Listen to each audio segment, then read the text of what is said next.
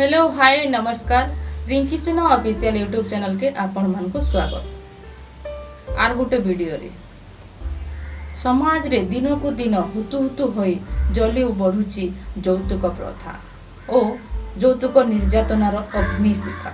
एही यौतुक प्रथा धनी मानक पई होय तो किछि फरक पड़िबनी, किंतु गरीब मानक पई कला पानी सजा थारु कम नुहे। एही प्रथा को संपूर्ण बंद कर देबा भली मु भावे, किंतु केमिति करिबा आसतु एही विषय किछि जानिबा पई अन्य को जणाइबा। यौतुक प्रथा एक सामाजिक व्याधि जहाँ समाज रे गभीर प्रभाव पकाइछि, विशेष करी गरीब और मध्यवित्त परिवार मानक उपरे एहा एक संपूर्ण निर्मूल करिबा पई दीर्घ म्यादी और व्यापक पदक्षेप आवश्यक।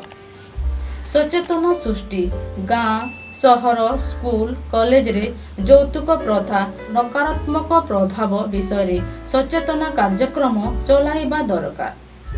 सामाजिक गणमाध्यम टीवी रेडियो और नाटक माध्यम रे लोकन को एहा कुफल विषय रे बुझाइबा और महिला सशक्तिकरण और समानता उपरे जोर देवा दरकार। कठोर आईन प्रयोग भारत रे यौतुक निषेध आईन 1961 और घरोई हिंसा आईन 2005 अनुजाई यौतुक दाबी और निर्यातना दंडनीय। एही आईन गुड़िकर कठोर प्रयोग और दोषी को तुरंत शास्ति देवा आवश्यक। पुलिस और न्याय व्यवस्था रे यौतुक संबंधी मामला गुड़ी को गुरुत्व दे तुरंत कार्यानुष्ठान नेबा दरकार। शिक्षा और स्वावलंबिता महिला को शिक्षा और दक्षता प्रशिक्षण माध्यम रे आर्थिक भावे स्वावलंबी कराइबा दरकार। स्वावलंबी महिला माने यौतुक देवा नेबा उपरे निर्भर कम करती, जहाँ एही प्रथा को ह्रास करिपारे, एथिरे संदेह नाही। सामाजिक आंदोलन यौतुक विरोधी अभियान को समाज रे समस्त स्तर रे प्रोत्साहित करा जाऊ। ग्राम पंचायत महिला संगठन और युवा गोष्ठी को एथिरे शामिल करा जाऊ। यौतुक मुक्त विवाह को प्रोत्साहन देवा और एही विवाह को सामाजिक सम्मान देवा निहाती जरूरी। परिवार और व्यक्तिगत स्तर रे पदक्षेप बापा माँ को झियों को बोझ न भावी से शिक्षा और सम्मान देवा को बुझाइबा। युवक युवती माने यौतुक नेबा देवा विरुद्ध रे दृढ़ निष्पत्ति नेबा उचित। सरल और खर्च मुक्त विवाह को प्राधान्य देवा दरकार। सरकारी और बेसरकारी सहयोग सरकार यौतुक विरोधी नीति को प्रोत्साहन देवा सह गरीब परिवारन को पाई आर्थिक सहायता जोगाई पारंती।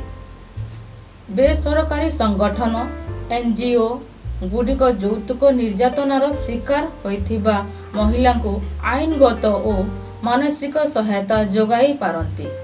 सांस्कृतिक परिवर्तन पुरुषों प्राधान्य महिला को संपत्ति भावे देखिबा मानसिकता बदलाइबा निहाती दरकार।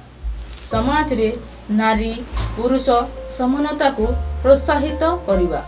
मु जणे नारी होइथिबारु मोर परामर्श यह रहिबो जे व्यक्ति भावे आपण निज परिवार और समाज रे यौतुक विरोधी चेतना आनिबा पाई छोट पदक्षेप नहीं पारंती।